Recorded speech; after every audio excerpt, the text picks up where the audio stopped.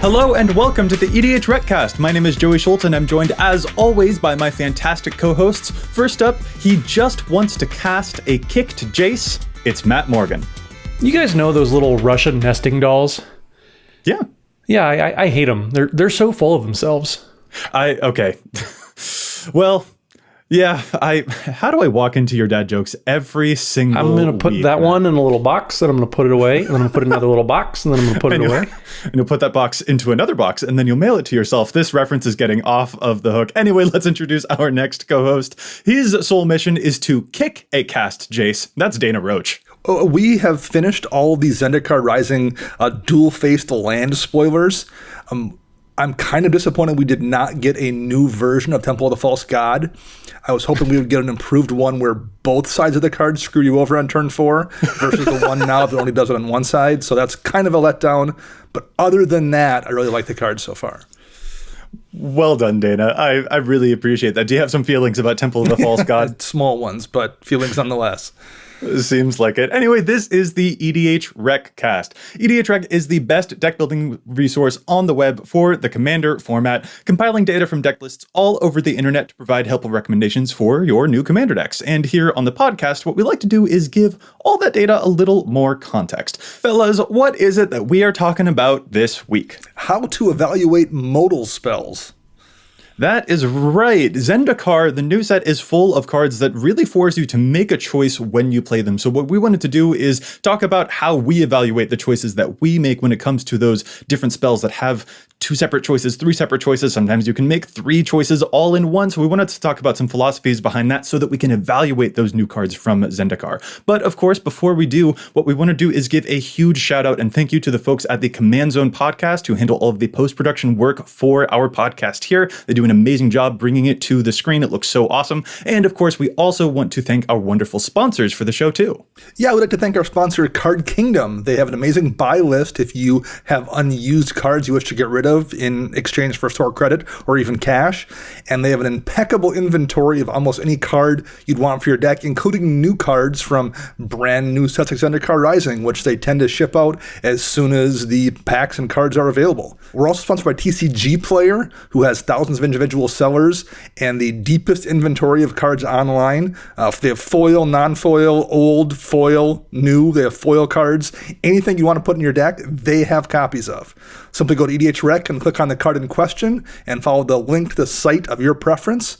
Doing so supports both EDHREC and it supports us here on the EDHRECast. And hey, speaking of sponsors, we are actually doing a giveaway. Our sponsor, CardKingdom.com, is giving away $100 worth of store credit. $100 for one of our lucky listeners. So you can get yourself a new Precon, some new Zendikar cards, or maybe save up for Commander Legends later this year, whatever you fancy. We are announcing the winners just 1 week from when this show airs. So here is how you can win. All you have to do is leave the podcast a review, such as on like iTunes or on Google Play, and you will be entered. And if you are one of our patrons, you are actually automatically entered to win here. So leave us a review and then make sure that you are following us on Twitter. That's at EDHRECast on Twitter, because that is where we will be announcing the winner. So you'll have to be following us to make sure that you see that. Again, that is at EDHRECast on Twitter. We will be announcing the winner on the 25th. So just 1 week from now. Final thing, you do need to make sure that you have an account on cardkingdom.com to make sure that you are eligible to receive the store credit on cardkingdom.com. So just make sure that you've got that too. Thanks again, Card Kingdom, and our listeners and patrons for all the support. And if you would like to support the show directly, you can actually do that as well. Head over to patreon.com/EDHRECast, and you can sign up to be a patron at any of our several levels that we have available. And that just is a great way to support the podcast directly. You don't have to buy any cards. You can just support us that way. You help pay the bills, keep the lights on, pay for Joey's hair gel. That's also very important for the show. But we appreciate all of our patrons that have signed up so far. And we actually do have our weekly patron shout out. That's going to go to who, Joey? That is going to Rachel Chamness. Rachel, thanks so much for supporting the show. It's really awesome to see all of the wonderful folks that are supporting us. And Matt, Joey, I do think Rachel pronounces her last name Chamnay. It's French. You know what? You're the person who accused me of using gel in my hair. So first of all, how dare you? Excuse me, mousse. Or is it a high-quality hair serum? It's pronounced Yell, I believe, Joey. Yell, not gel. Oh my goodness. Anyway, thank you so much to Rachel and to the rest of our patrons for supporting the show. This is quite the start, you guys. This is a great one. All right, let's actually just get right into the main topic before we can derail the show any further. We are talking about modal spells. Matt, let's just start off with a basic definition. What is a modal spell in Magic? Well, a modal spell takes form in many different ways in Magic, but basically it's a spell with several different ways that you can have it resolve, and there's different modes, as you will, which is why we call them modal spells. You have multiple options when you cast it. They can come in the form of anything like choose X different versions. There's cards like Charms and Commands and Confluences, a lot of C's in these modal spells, I hear. Or it can just be something that you choose when it comes into play. The Sieges are something like that, or the split cards in many different sets that have come in. Those also only have one real mode that you choose when it is cast. So there's all sorts of different ways. There's almost as many different modes that they come in when you have all these different modal spells. Yeah, and these can be really awesome because they provide you such a cool degree of flexibility during the game. So, you mentioned one of the charms. Take, for example, the card Boros Charm. You've got 3 different options and you can pick one of those, and that's how we sort of colloquially understand charms to be in the game of Magic. They've got 3 different options and you can pick one when you cast the spell. And Boros Charm is cool because it can deal damage, or it can give double strike, or it can give your stuff indestructible. And so that can really save your skin in the right situation, or it can be a great offensive tool. And those can just really provide you with an awesome degree of flexibility during a game. So modal spells can be really, really cool, but you are also occasionally paying for that flexibility sometimes. Maybe the charms are a little bit pricier to cast, for example. So that is definitely something we want to get into. But before we actually even move on into specific examples of these, I feel like it's also important for us to acknowledge that there are some cards that don't specifically, have like the colloquial charms or confluences. There aren't necessarily cycles, but there are still plenty of other ways that cards can be modal too. For example, like the card Chaos Warp. That also strikes me as kind of a quote-unquote modal spell, because I might use that offensively to get rid of a problematic permanent so that I can, attack my opponent when they no longer have a propaganda in play, for instance. But I can also use it defensively to get rid of someone else's creature that's coming to attack me. So there are a lot of hidden choices, a lot of dual choices that you can find even on just like a basic removal spell. Yeah, like I would say if you've played Commander for any amount of time, you have either done this or seen somebody else use a Swords to Plowshares in their own creature just to get enough life to survive what someone else thought was going to be an Alpha Strike or something coming through. Mm-hmm. Like those kind of things. Those aren't necessarily modal spells, but they're cards that have an option on them to be treated as a modal spell. Yeah, or the card Twin Cast also kind of comes to mind, and that's a spell that can copy target instant or sorcery spell, which is really, really cool, because if someone else does something really flashy, you can copy that spell. Or if someone tries to counter your spell, you can copy their counter spell. Or if you cast a really great spell, then you can get 2 of them. Like, that is also a ton of different options. So really, when it comes to the modal spells,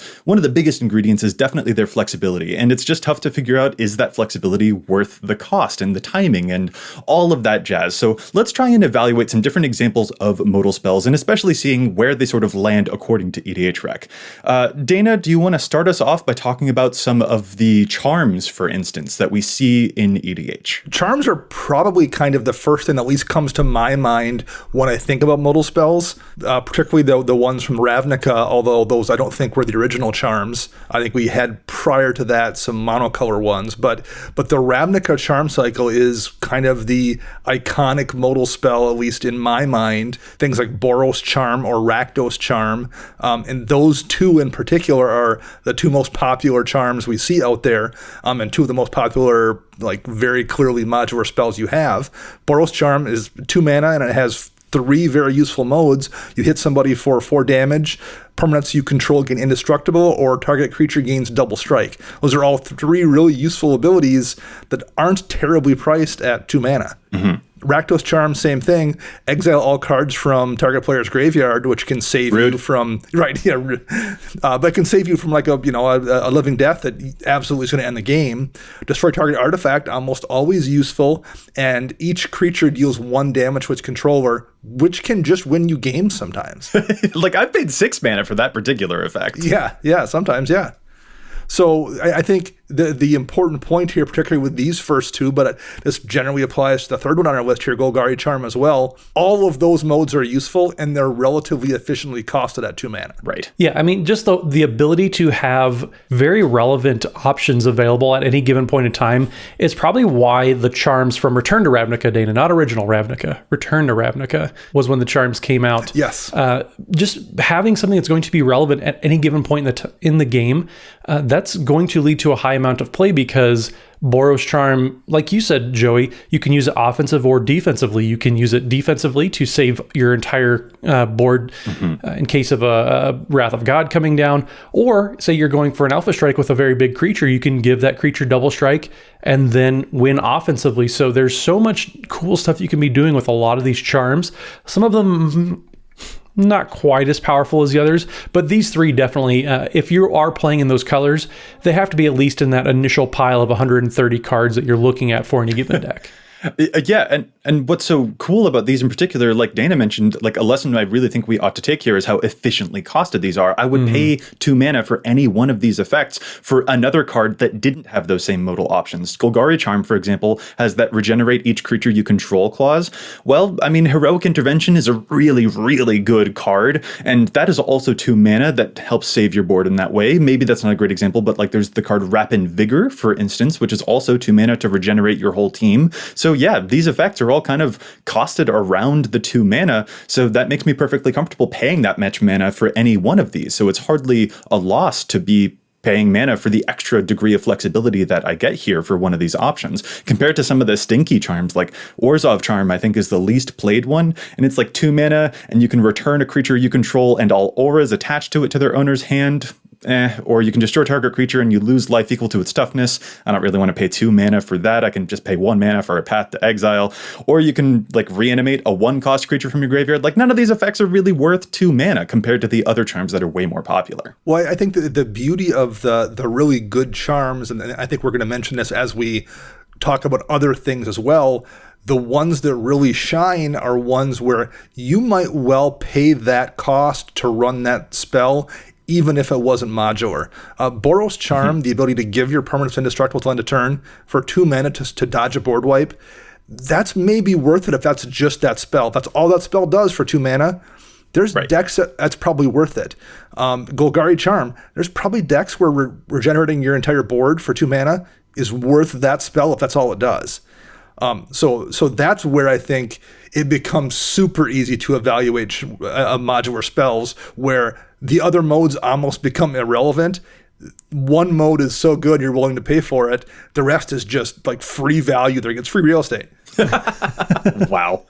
Oh my goodness. I feel like that particular meme might come up later on in the show when we start talking about those Zendikar lands. Anyway, let's move on now. Those aren't the only types of charms. There are also the ones from Khans of Tarkir, and this is where things get a little bit more complicated. When we start looking at those charms, these are the 3-color ones. It's Khans of Tarkir and from Alara, because we've got cards like Sultai Charm. That's of course, Sultai 1, the green, the black, the blue, and you can choose one, destroy a monocolored creature, destroy an artifact or enchantment, or you draw 2 cards and then discard a card. That one's showing up in like 10% of decks that can play it. Same is also true for a personal favorite charm of mine, Naya Charm. That's red, green, and white. It is an instant. You can choose one. You deal 3 damage to a creature. It can return a card from a graveyard to its owner's hand, or it can tap all creatures target player controls. Those are some examples of 3-color charms, and I feel like things do start getting a little bit more complicated here, because I'll be honest, when I look at those two, the most popular 3-color charms, Sultai Charm and Naya Charm, I like one of them and I don't like the other. And as an avowed Sultai player, I'm surprised to find out that I don't like the Sultai Charm nearly as much as I like the Naya Charm. Well, I don't blame you for not really liking the Sultai Charm. The removal aspect of it being limited to a monocolor creature, I'd be really interested to see. If only we had somebody who wrote articles at EDHREC with this type of idea, but the percentage of the top played creatures in the format that actually are hit by Sultai Charm, I know there's powerhouses, especially when it comes to commanders that are usually important to keep off the battlefield. Only being able to hit monocolor creatures, that is quite the drawback. You have several other spells that can be doing that. The draw 2 cards and discard a card mode on Sultai Charm, that's probably the best one, and at least the most fairly costed when it comes to mana cost. But Naya Charm has the two very relevant abilities, and it's just Naya colors. So I don't really blame you for liking it a little bit more. Good. No. I love Naya Charm because it can tap down an enemy army, both if you want to attack them or if you're about to be attacked. It can deal damage to utility creatures. It can get back important cards or be used as a political tool in all of these ways. Sultai Charm, it's funny for me to hear you say that you like the draw ability on Sultai Charm, because I feel like that's the mode on this I never want to use. I also don't particularly want to pay 3 mana to destroy an artifact or enchantment, and I also don't know that I'll ever use the monocolored creature destruction effect here, because that is a lot more niche. Like, the cards that I want to kill are usually people's commanders, which tend to be really, really multicolored. So like, I don't feel like this is another lesson for me when I'm looking at modal spells. There are some illusions of choice here. I'm never actually going to use all of these different modes. So it's nice to have the flexibility, but a lot of these situations won't actually come up all that often for me to want to use a card slot on this. 2 additional factors with the 3-color charms as well. Number one, you're paying 3 mana. So what you're expecting to get in return for a 3 mana investment versus a 2 mana investment is much more. And I generally think, I don't know if you're getting that much additional value over the really, really great 2-color charms. Additionally, you're looking at one of each color in a 3-color deck. That's much trickier to hit for the most part than one of each color in a 2-color deck. So not only is the mana cost in terms of like sheer mana you're putting in more expensive, the difficulty of doing that, unless you have an absolutely perfect mana base, and even if you do it, what it affects in terms of other spells you want to cast makes it more challenging too. So I think the big problem with the 3-color charms is that they just use up more, and you're not getting that amount of value back for the most part. Naya Charm maybe being the exception. Yeah, gotcha. All right, now let's move on away from the charms. There are tons of other different types of modal spells. In fact, we probably won't be able to even put all of them into the show, though we are going to try. Let's move on to another type of modal spell. Matt, do you mind telling us about some of those commands? The command cycle. So these are, I think the command specific cycle, that was back from Lorwyn days, I want to say, correct? So these are also very, very powerful, but these are choose 2. So you get to choose 2 of the different modes on any given one of these cards. The most commonly played ones are going to be Austere Command, which is the white command, and then Cryptic Command, which is the blue one. So Austere Command, it sees played about 12% of all white decks, which is a pretty significant number.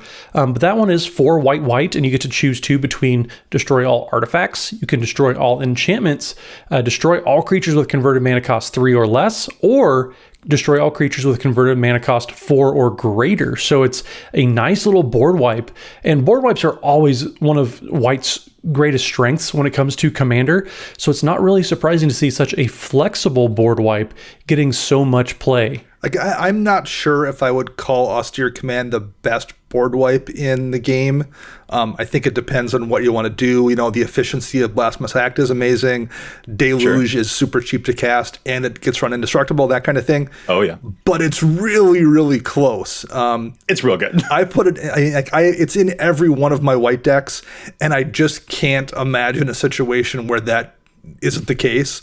The flexibility, not only to destroy the things that are a problem for you, but to not destroy the things that are a strength on your board state, the ability to weave around your strengths and hit the things that are a problem is amazing. It's a fantastic card, and I never, ever feel bad about drawing it in a deck. Oh, yeah. I feel so safe when I have an Austere Command in my hand. And for me, a lesson that I personally derive when looking at cards like these is their timing. Like, when are these modes going to be good?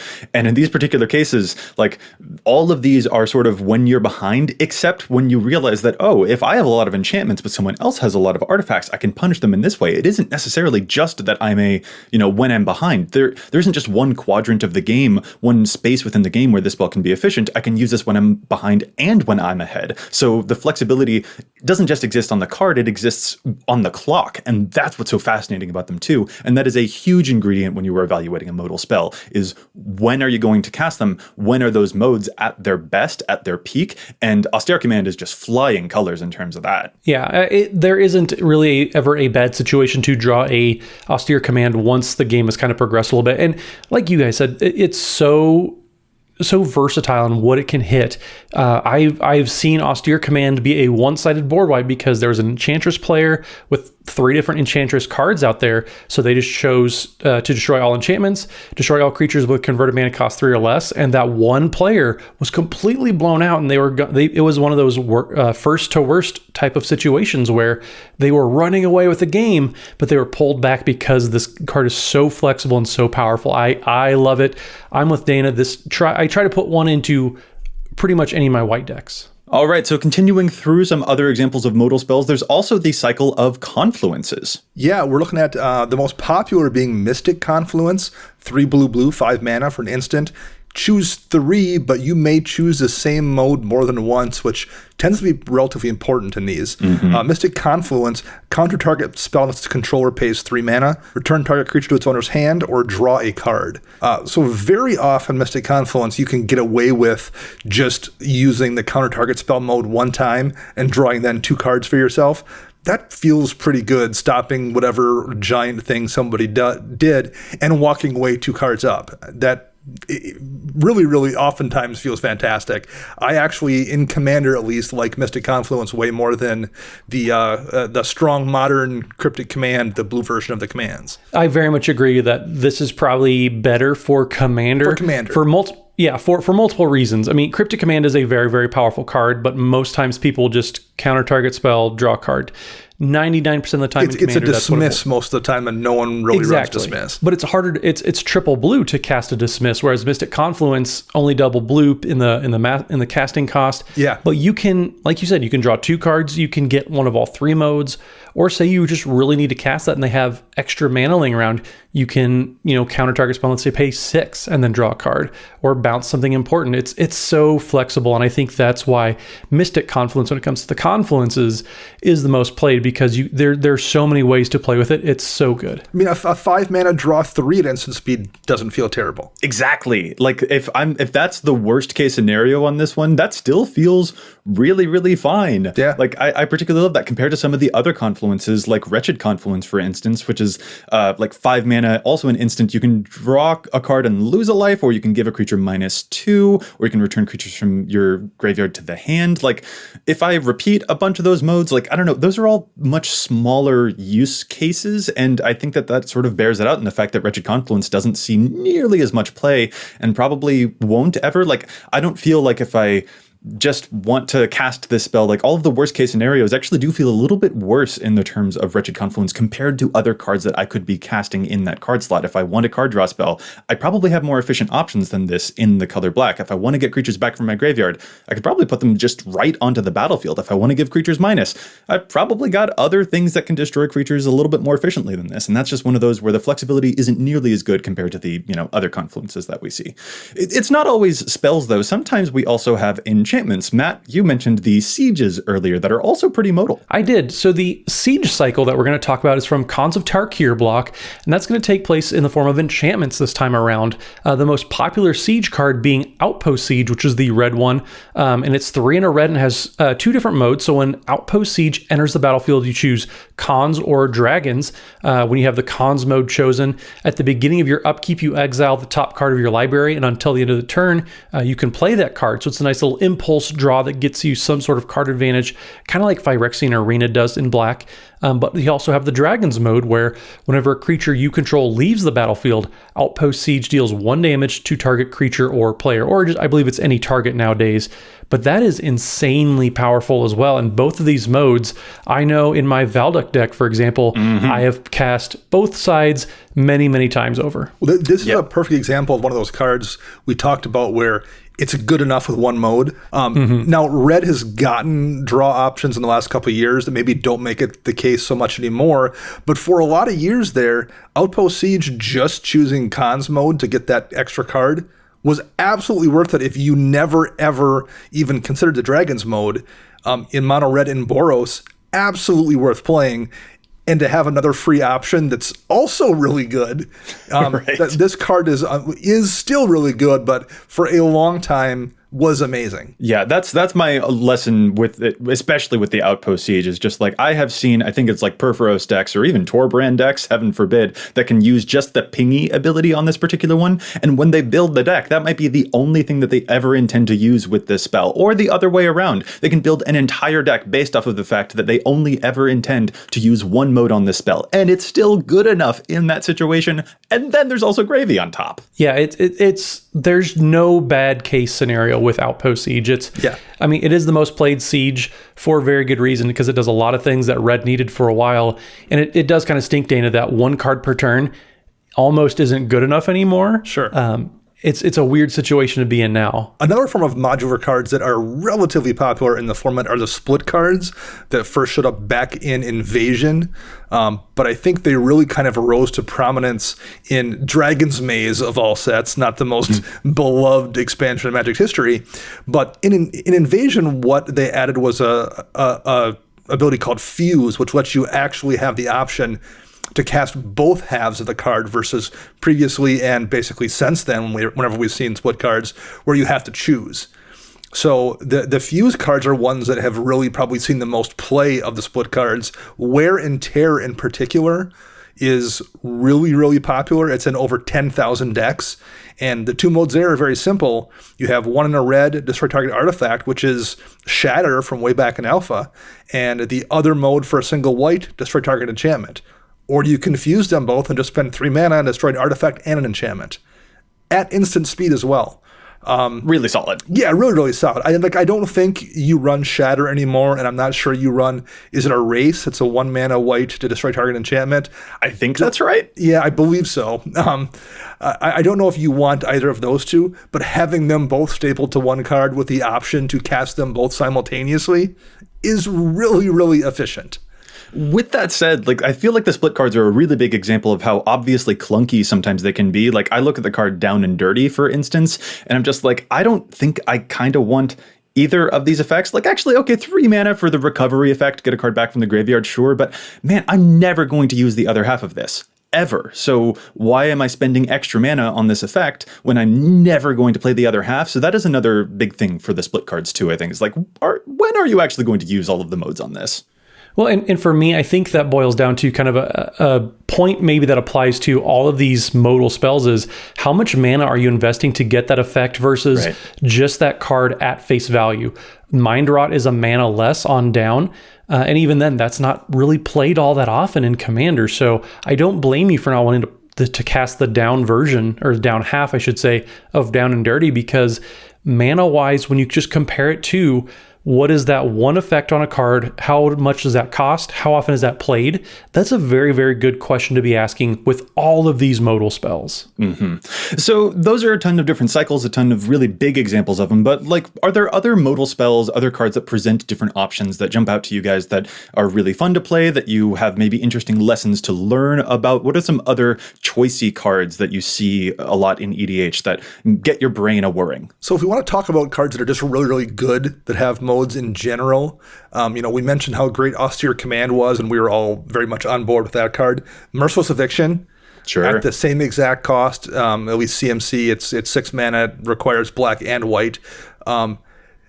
Choose one, exile all artifacts or creatures or enchantments or planeswalkers. Exile's a big deal in some metas and depending on who you're playing against, but it's the ability to flex around what's either the problem or flex around whatever your strength is. It's so versatile. Again, I feel like if I have access to black and white, I would have a really tough time not finding room for Merciless Eviction. And Merciless Eviction is one of those cards that people, they see it and it looks overcosted, but it really isn't. Like you said, the exile effect and being able to play around what you have going on your own battlefield it's really important, actually. And then being able to hit planeswalkers, if you have, even 2 on the battlefield, chances are the mana investment that you're spending compared to what you're getting rid of off the board, you're probably coming out ahead with planeswalkers that are well designed for Commander, at least. And, as far as board wipes go too, it's probably the card the most often I've heard referenced in a game where someone says, well, let's see if I can top deck a Merciless Eviction. That's the only thing that's going to solve this problem. Yeah. For whatever reason, it's that card that there are just those situations where you're like, there's a Darksteel Citadel out. What am I going to do right now? Or there's 14 Planeswalkers in play or whatever it is. Or a regular board wipe is going to give Joey death triggers. I mean, I know that in games that we've played, that's come up more than 0 times. But one modal card I want to bring up, and not to say Merciless Eviction isn't powerful, because it certainly is, but Return of the Wild Speaker. Folks, if you haven't cast this card is nuts. So it's 5 mana, it's just 4 and a green for an instant that says choose one, draw cards equal to the greatest power among non-human creatures you control, or non-human creatures you control get +3/+3 until end of turn. A team-wide +3/+3 buff at instant speed is wild. It is so powerful. So if you're going for Alpha Strike, or if you're blocking and you need to save some blockers, this is an insanely powerful way to do it. And then the draw card, it's just Rishkar's expertise, only a little bit different. It doesn't target, which gets around a lot of instant speed removal. You're still going to be drawing, even if things go wrong, you can still draw 3 cards at instant speed, which again is very, very good. It's the same thing that we mentioned with Mystic Confluence. This card is so flexible. The fact that it's only been picked up in 6% of green decks since it came out, I'm going to challenge the stats and just say that needs to get a lot more play. We're not at Challenge the Stats yet, Mr. That's Morgan. A freebie for the people. It is a really good one. There's one final type of modal card that I feel like we probably should also hit, because a really interesting conversation came up a while back between us and Dana when we started discussing the card Disallow, a 3-mana counter spell that can let you counter target spell, activated ability, or triggered ability. When I first saw this, man, I loved it. I've been a big fan of Void Slime ever since the original Dissension set, which has basically the same ability. Like, I'm so on board for this type of flexibility. It strikes me as such a cool counter spell, but Dana doesn't like this one very much. He took it out of his decks. Why is that? So, and I loved the card as well when it was first spoiled. Picked up, half a dozen copies, assuming it was going to go in all my blue decks, and it did. But what I discovered, and this might not be a reflection on Disallow so much as it is how I brew and how I play, but what I discovered was, at least for me, it was just a cancel. 99% of the time, I was using it for a counterspell and not using it to stop activated or triggered abilities. So the kind of the conversation we had was, at some point, a modal spell where you're paying more for the modal option ceases to be modal if you only ever use one mode. Right. I understand the logic of saying, well, it's nice to have the option, but you're paying for that option. And at some point, the downside of that, paying that extra mana for the cancel versus the counterspell, is going to add up and cause you problems versus that one time you stop someone from blasting with an Aetherflux Reservoir. Yeah. So, and that's really difficult to calculate. Like, I don't know how you calculate that other than just in your head, kind of based on games you've played and your personal experiences. But at least for me, I was paying a tax on Disallow for a whole lot of games and very infrequently ever collecting the bonus that came with having 2 other modes. I mean, this is kind of reflected in a counterspell journey I had where I was like, ooh, Swan Song is so cool. Swan Song is really great. And like, it is really great. Like, counter a spell for 1 mana, that's awesome. But I very quickly started moving to Stubborn Denial because I realized the times I wanted that counterspell were almost always to counter spells that were attempting to remove my commander. And I really needed my commander to be around. And so why bother with the other upside? My commander always had the 4-power ferocious bonus, so I was just basically always going to do the same thing. This one was slightly better, but the times that you're intending to use this spell, like, because Dana, you even noted you would specifically hold Disallow in your hand because you knew you had spells to counter coming down the line as opposed to abilities down the line. And like, just observing specifically when you intend to cast that spell is, I just think, a huge part of evaluating modal spells. And these are all lessons that we want to apply now as we move to talk about the new Zendikar stuff, because there's a ton of modal spells. There's other new cards with Kicker, which present different options. And especially there's those Zendikar spell double-faced modal lands. So it will be really cool to evaluate those. But before we do, we've got to challenge some stats, because it is our favorite part of the show, where we take a critical look at the data on EDHREC and say, is this seeing too much play? Is this seeing too little play? Matt, how about you start us off? Let's challenge some stats. So my challenge this week, it's for a commander that I think I've been building. I'm not sure who the commander is going to be, but I'm leaning towards Jund. And obviously, since I'm playing Jund, Korvold, Faker's King, is one of those commanders that you almost have to consider at least at some point. So looking at Corval decks, I see actually that Butcher of Malakir is still being played in about 30% of decks out there, which is quite a bit. It's plus 11% synergy over the typical black deck, which is a significant amount. And we've talked about this several times throughout the history of the podcast, but I do want to formally challenge it, I guess, here and say Butcher Malakir in Corval decks is just, it's overplayed at this point. 7 mana is a lot of mana to be playing for a creature that can get answered instantly. And yes, Butcher Malakir, I probably should read the card. 5 black for a 5/4 Vampire Warrior with flying, and then it has the Dictative Erebos text where whenever Butcher of Malakir or another creature you control dies, each opponent sacrifices a creature. Now, you do have other options, like I said, Dictative Erebos, which is 5 mana, and it's an enchantment, so it's a little bit harder to deal with. You also have Grave Pact, which it's triple black, but also has the same effect, and it comes in enchantment. I think you only want so many versions of this type of effect, and for 7 mana, somebody can answer that really, really easily. And I don't think that's exactly where you want to be with your mana in a Corval deck. Even though, yes, Corval sacrifices a ton of creatures, so I hear. I recall somebody actually doing a upping the average video on Corval recently. Yep. And this card was one of the cards that got cut from the average deck. That it was. I 100% agree with that call, Joey. Butcher Malakir is just 2 mana inefficient. And I think if you want this effect, there are better ways to be doing it. Yeah, happen to agree, and definitely check out that video if you haven't yet, because it was a whole lot of fun. But yeah, it's just a whole lot of mana for this effect, so completely on board with you there, Matt. Dana, how about you? I'm going to look at a card here that I think is a little bit underplayed. It's only in 1,000 decks, just over 1,000. I feel like if there was a 2-mana enchantment that said all your creatures become unblockable, people would run it way, way more. Bower Passage effectively says that in a deck with a bunch of flyers. Bower Passage reads, creatures with flying can't block creatures you control. Now, yes, flying already is a form of evasion, but in Commander, it's probably a less reliable form of evasion than it is in other formats. There's so many creatures in Commander with flying, and if your deck is built around heavily flying creatures, whether it's a Bant Angel deck, or a lot of times Dragon Tribal decks tend to lean into green. There's some bird decks that are in Bant. There's multiple different flying decks that have the ability to splash green or running a heavy amount of flyers, and the ability to just drop Bower Passage for 2 mana and have the only things that can block your stuff be spiders, basically, is really, really effective in those particular decks. And I think, number one, it's a relatively old card at this point, but number two, the synergy isn't really necessarily apparent unless you think about it or specifically are searching up cards that interact with flying. I think people just aren't aware how effective this card is in some decks, and I think it should be in more than just 1006 lists on EDHREC. All right. That's a really, really clever one.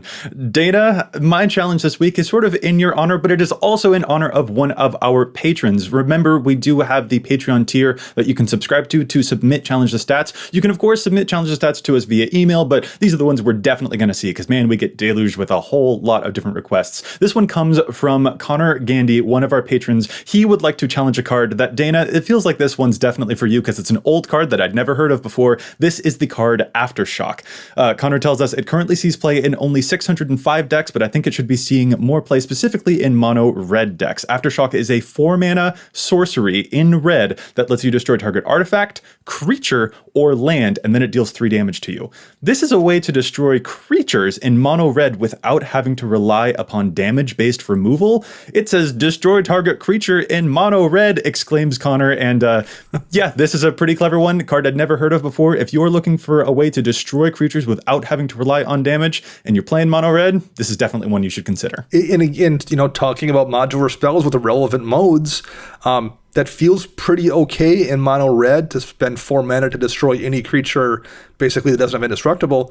But if you need to desperately use it to destroy an artifact or destroy someone's Maze of Ith or Cabal Coffers, that probably feels okay too. That probably feels okay too, but I feel like you brought up the Cabal Coffers thing to specifically target this back at me. It feels less okay if it's your Cabal Coffers. Yeah, it's not okay at all. Never mind. This is a horrible challenge. All right, let's move on. What we want to do now is move into a discussion about the modal double-faced land cards from Zendikar. When you play these, you have the option of playing them as a land or as a spell. And this is kind of making us scratch our heads, I think, a little bit as a community. Maybe people have figured it out by the time this episode comes out, but for us, we're still, we're 2 weeks behind everyone. These are really fascinating cards, and we kind of wanted to take all the lessons we know about the way that we evaluate modal spells previously to the game, and now apply them here to all of these new spells. So the important thing we're probably going to talk about a lot here for this back half of the show is the concept of opportunity cost.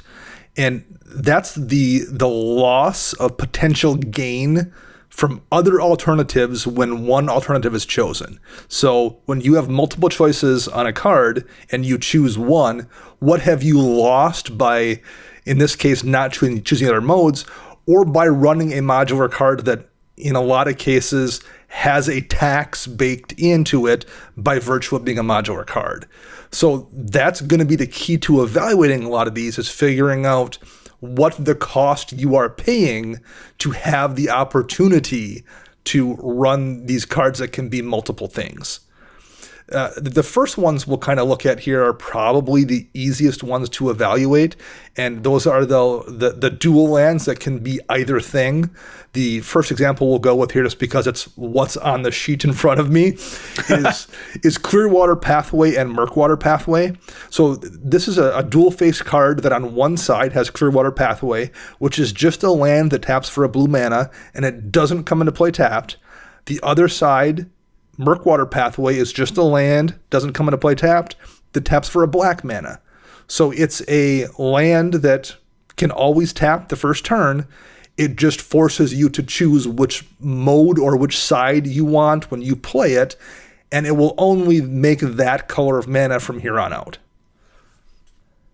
What do you guys think of these? I think they're interesting. I want to start off because I am struggling with some of the spell versions of these, where it's a spell on one side and a land on the other. As a land cycle, though, I really like these. I like the design space. I like what they're exploring here. I think it's a very, very cool way to play with dual lands, and giving you a permanent feeling of that choice lasting on beyond what is a spell immediately doing.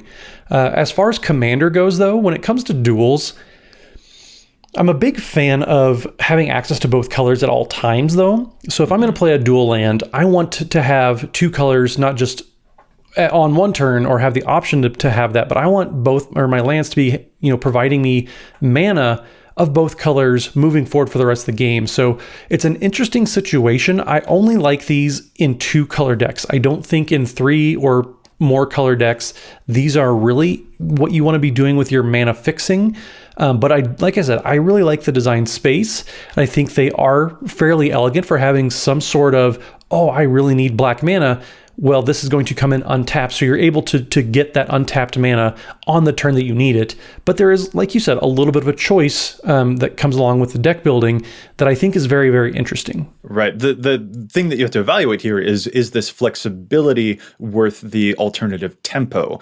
Because you could play a tapped land that gives you both of your colors if you're, for example, in a 2-color deck. And that would be really great, because then you can flip from a triple green spell to a triple black spell later on, or you can flip from a triple white spell to a quadruple red spell or something later on in the game. But these would really prevent you from being able to do that. But they also can enter untapped. Like, how quick is your deck? That might be definitely a factor for these. Matt, I totally agree. I like the design space here, but I would say they definitely relegate to a 2-color deck for me as well. I don't want to play these in a 3-color or more deck, because the flexibility becomes a lot more desirable there. So, and since I was discussing opportunity cost, we should mention that the downsides of these, they do come into play untapped, but they don't have a basic land type, so they are challenging to fetch. You can't use a fetch land to get them. You're stuck using something like Expedition Map or something.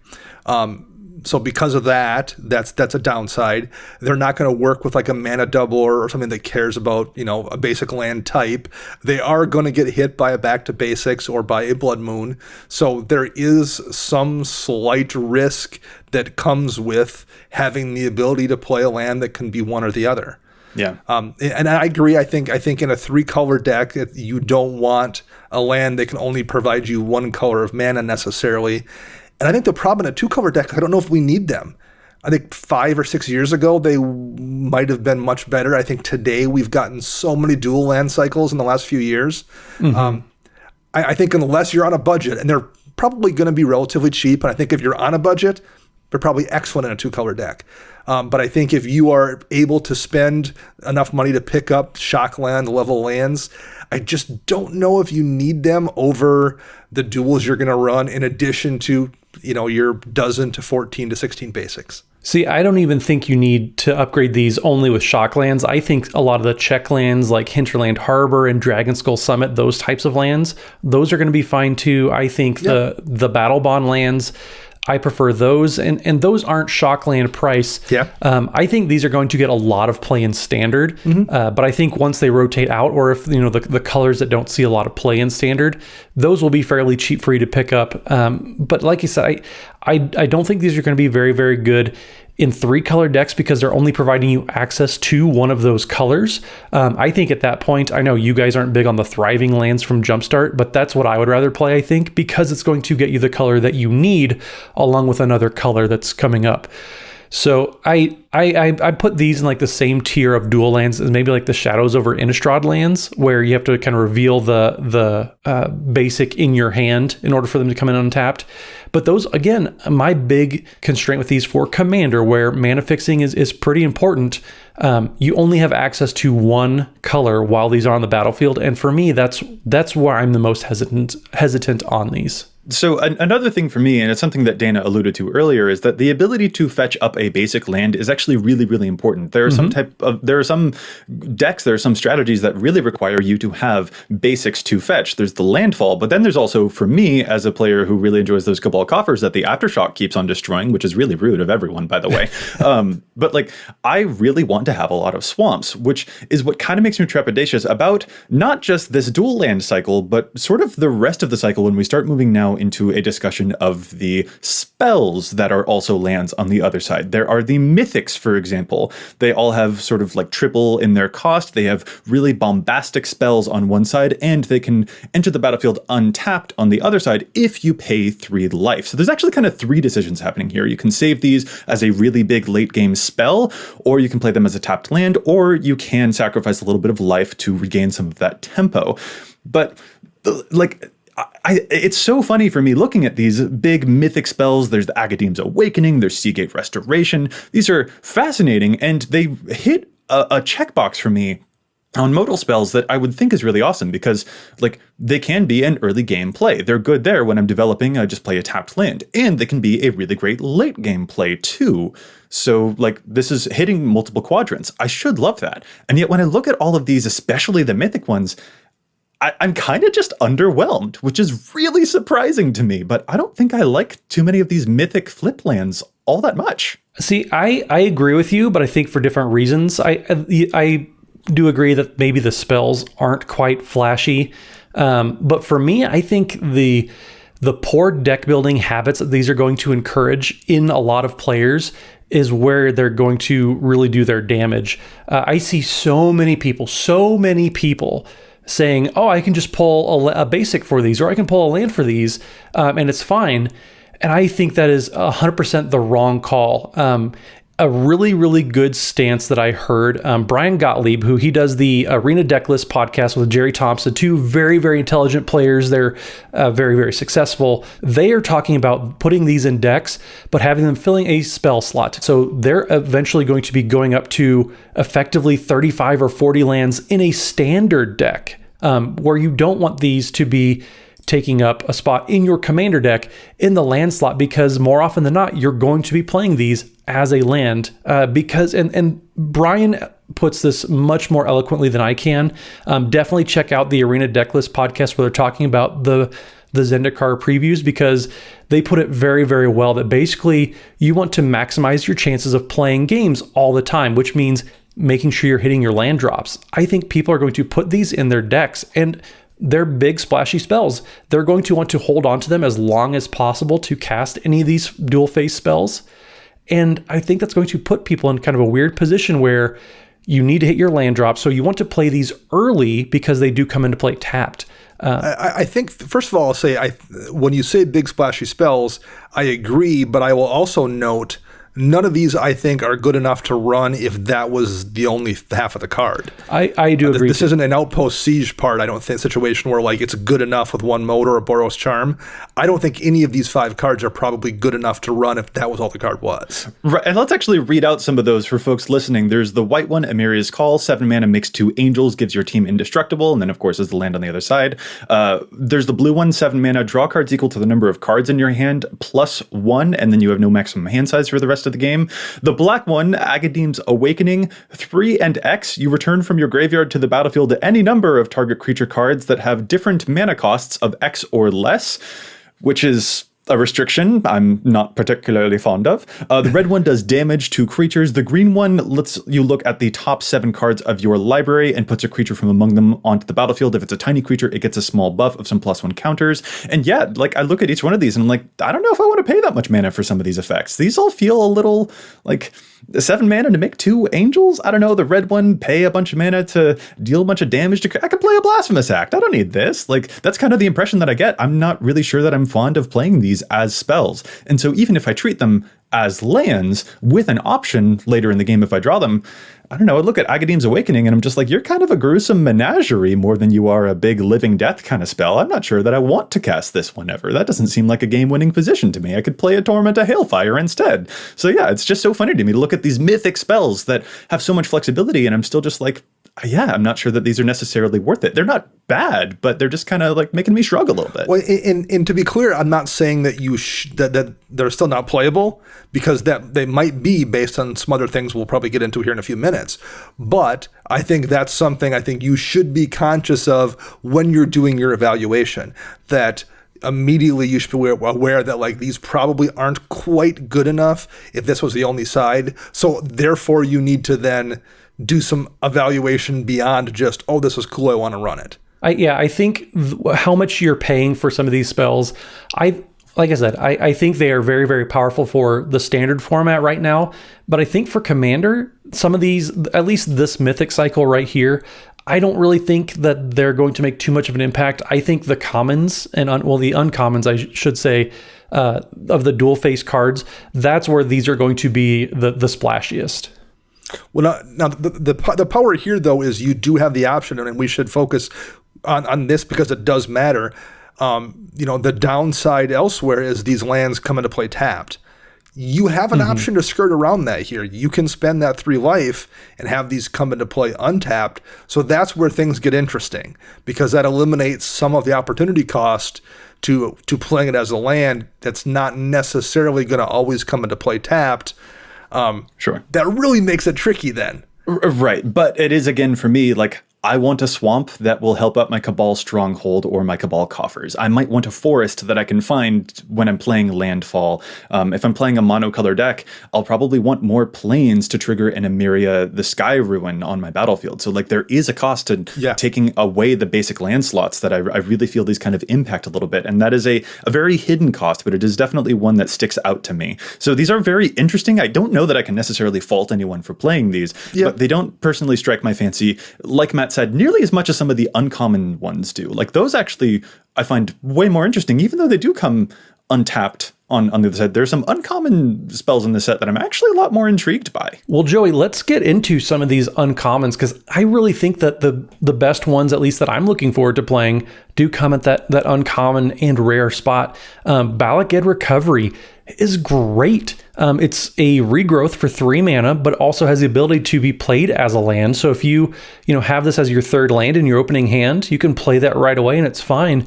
But having a 3 mana regrowth isn't anything bad, especially when you consider Eternal Witness costs 3 mana.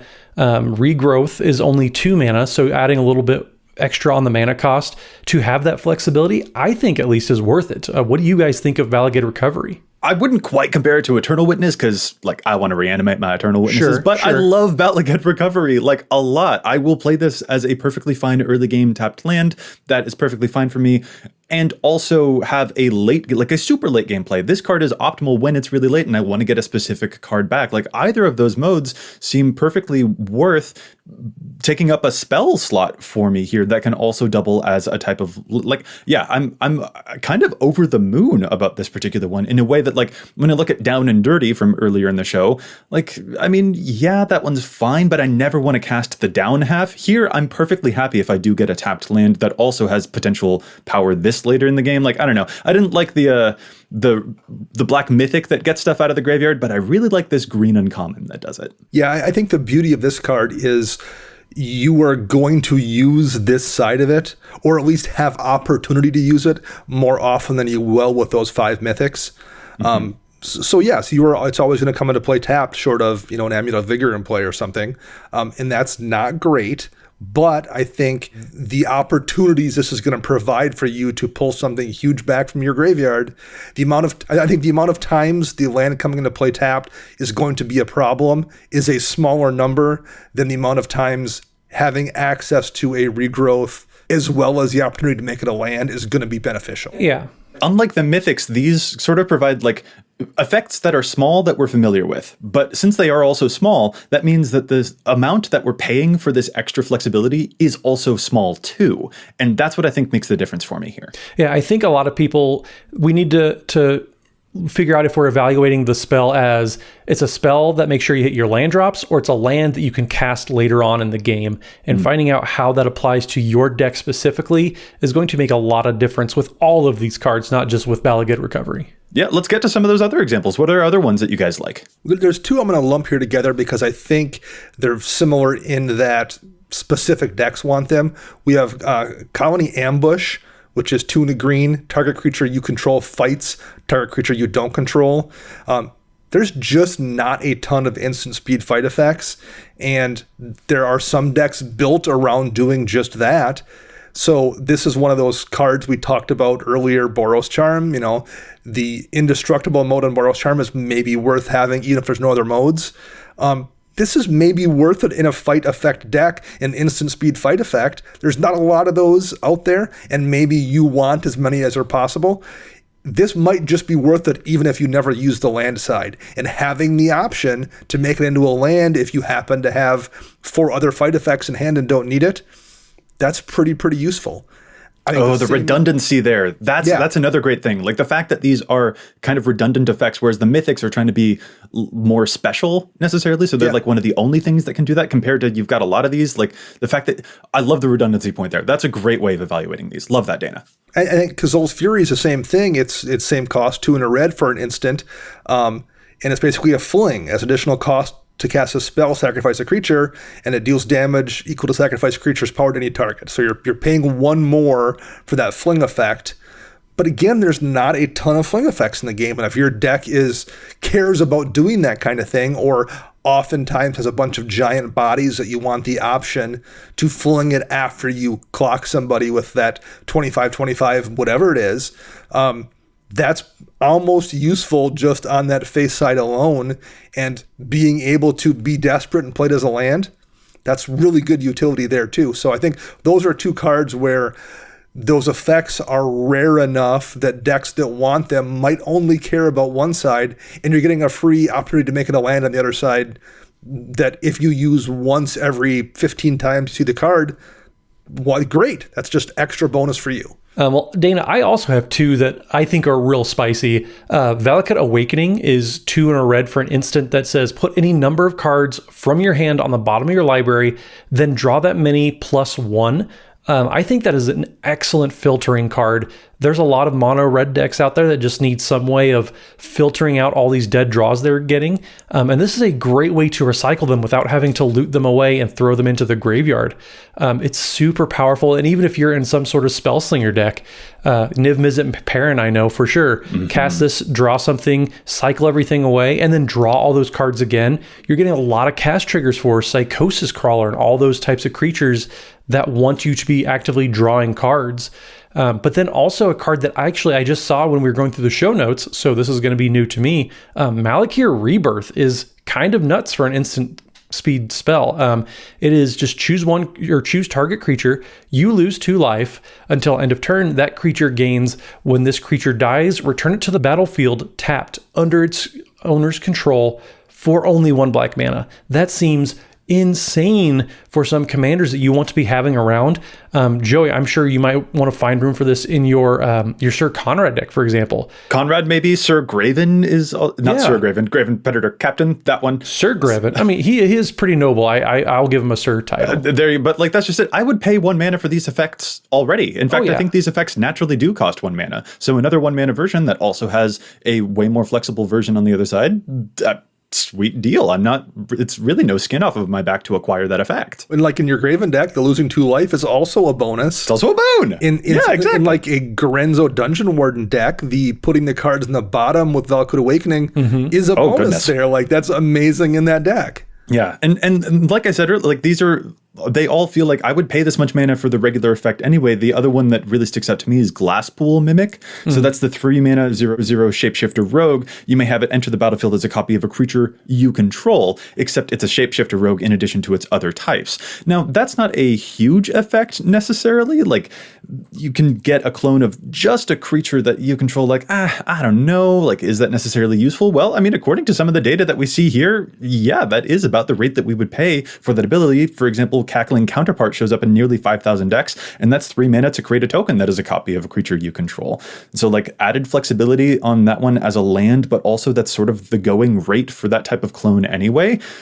Like those, like I think the redundancy effect that you brought up, Dana, and also the fact that these are kind of like sort of the similar mana costs for these abilities, and then we get free extra flexibility. That's what makes me feel really way more secure with a whole bunch of these and makes me really, really like them. Though again, Matt, we should definitely reiterate, evaluate these as the spell more than a lands. Don't take out basics for these. Make sure that you keep your mana base precious, because you don't want to run into a situation where you don't have enough lands and you always have to use these as lands. Because if you always have to use these as lands, that's not going to work out great. It physically hurt me when somebody said they can go down to 28 lands plus some of these to stay at 35 lands. That hurt me so bad. That physically hurt me, and also all of our listeners now too. That's a dangerous precedent. Make sure you are putting these into land slots. Treat this like a Temple of the False God. If you're going to put it in your deck still, make sure it's occupying a spell slot, not a land.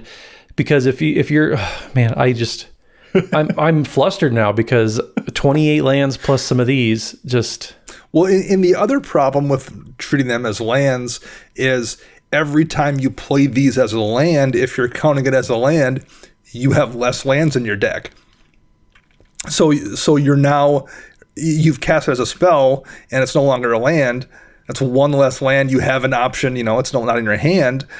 You're going to eventually use all your lands. Like you're right. Hitting less lands. It gets the more of these in your deck that you're treating as lands, as lands that you cast as spells, the more that compounds and makes you more likely to miss your land drop. So be very, very cautious with these, I would say, when it comes to making decisions for your deck. They're super cool cards, and they're really easy to evaluate poorly, I think. I mean, modal cards are themselves really difficult to evaluate. Yeah. That's why we wanted to have a show topic about this, because it's not an easy thing. I'm not even sure that we perfectly nailed it. No, I don't either. My thoughts are still evolving on these. Yeah. I just think the big thing with these, if you're taking a land out of your deck to put these in there, put them in with the land side face up, because that's what you're going to be playing it more as. I mean, yeah, and so that's just it. Like when you are looking at modal spells, like evaluate when does each of the different modes of this spell function best? Like, are those modes the most optimal around the same turn number, for example, or is one mode better in the early game? Is one mode better in the late game? And also, how often do you actually need or use all of the modes? Do some of these give you the illusion of choice, or are they actually always like sort of maybe equally or relatively equally useful? Which mode do you end up using most often? Make sure that you take a very honest look at that. Like, what are you almost always using this card as?